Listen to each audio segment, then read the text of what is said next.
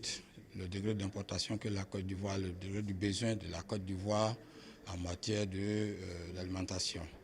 Et quand on voit l'impact de la formation et la qualité de l'agriculture israélienne, qui est un projet tellement impactant, alors vous voyez qu'au niveau de d'abord la Côte d'Ivoire, mais principalement notre région Folon, qui est, disons, la dernière née des régions de la Côte d'Ivoire et qui est une région principalement agricole.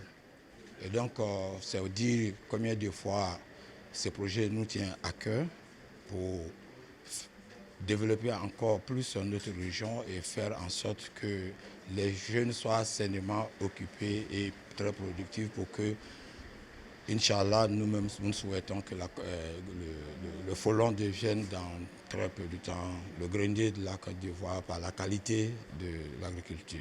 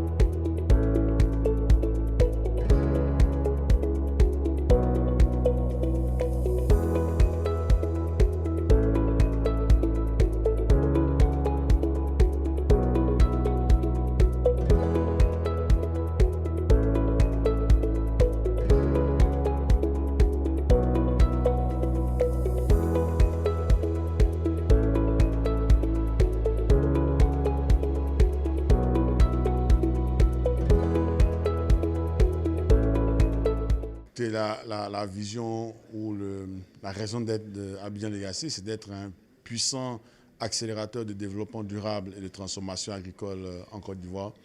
Donc la base de toute action de développement, c'est la formation. Donc, il s'agit d'un projet de formation à l'entrepreneuriat social. Donc en ce sens-là, qu'il épouse parfaitement les fondements même de Abidjan Legacy Programme. Ça s'agissait pour nous de faire partir en Israël, qui a bien des égards à développer, en tout cas des exemples de succès, des technologies, des formations dans ce domaine-là qui pourrait être notre pays. Et c'est ce que nous avons fait en facilitant en tout cas le départ de ces jeunes Ivoiriennes, ces deux régions de notre pays en Israël pour acquérir ces formations, ces informations et ces technologies afin de pouvoir la mettre en œuvre dans notre pays, en particulier dans leur région et ensuite dans l'ensemble du pays. Donc pour nous, c'est une immense satisfaction. Leur départ là-bas, leur formation et leur retour en Côte d'Ivoire, et puis surtout la dynamique, les perspectives dans lesquelles ils et elles s'intègrent en termes de mise en œuvre des enseignements acquis en Israël au niveau de chacune des régions et puis au niveau de notre pays. Parce que ça répond à un besoin.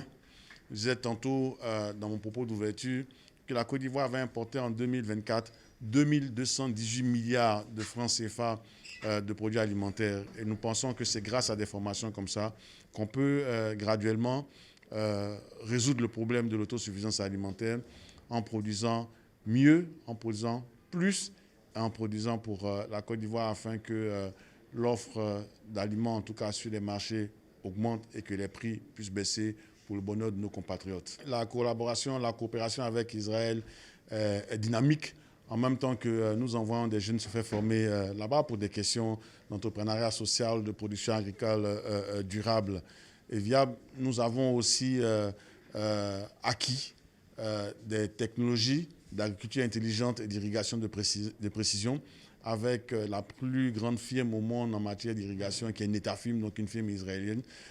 Donc nous avons acquis donc, ces équipements qui vont être livrés ici en juin de cette année et installés dans deux régions du pays. Mais il s'agit de zones pilotes. Et notre souhait, c'est que cette technologie israélienne puisse être mise à disposition non seulement pour la Bago et le Poro, mais pour l'ensemble effectivement des 31 régions de la Côte d'Ivoire et pour des agriculteurs qui sont sur des petites superficies, qu'on puisse leur offrir effectivement ces kits d'irrigation afin qu'ils puissent augmenter leur production en passant d'une production sur 3 mois, donc, parce que notre agriculture est pluviale à 95%, donc une agriculture qui dépend de la pluie uniquement, à une agriculture où on pourra produire sur les 12 mois de l'année grâce à ces petits kits d'irrigation qu'on l'espère le gouvernement pourra offrir à la grande majorité des agriculteurs ivoiriens.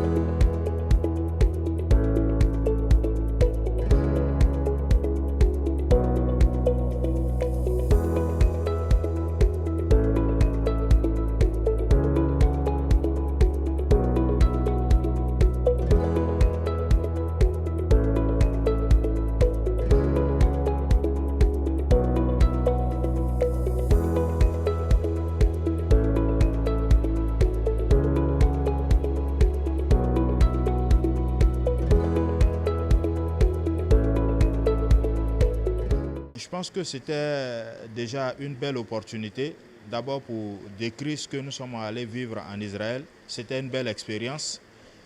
Comme vous l'avez vu tout à l'heure présenté, il y a eu plusieurs phases durant cette formation. Il y a eu des phases de formation théorique et pratique, ensuite des visites professionnelles.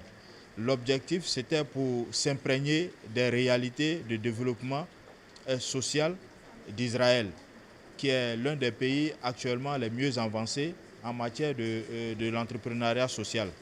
Donc, une fois nous sommes allés vivre cette expérience enrichissante, de retour dans notre pays, nous avons maintenant beaucoup d'idées, beaucoup de potentialités pour pouvoir travailler à mettre en œuvre tout ce que nous avons appris.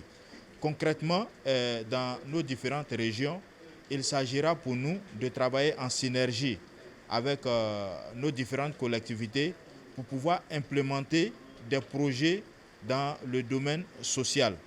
Qui dit social, c'est développer des projets d'abord qui vont permettre à une certaine frange de la population d'avoir accès à l'emploi et d'avoir accès à des revenus. Ça, c'est le premier niveau.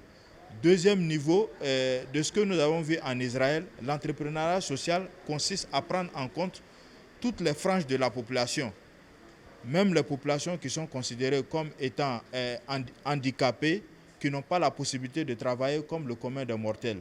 En Israël, nous avons vu des entreprises qui recrutent uniquement des handicapés, que ce soit des handicapés psychiques ou des handicapés physiques.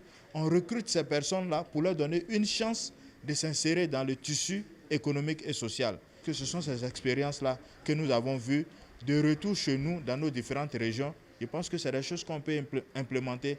Il suffit juste qu'on ait de l'accompagnement de la part de nos collectivités, de nos États, parce que le tout est de penser, mais il faut des accompagnements sur le plan financier.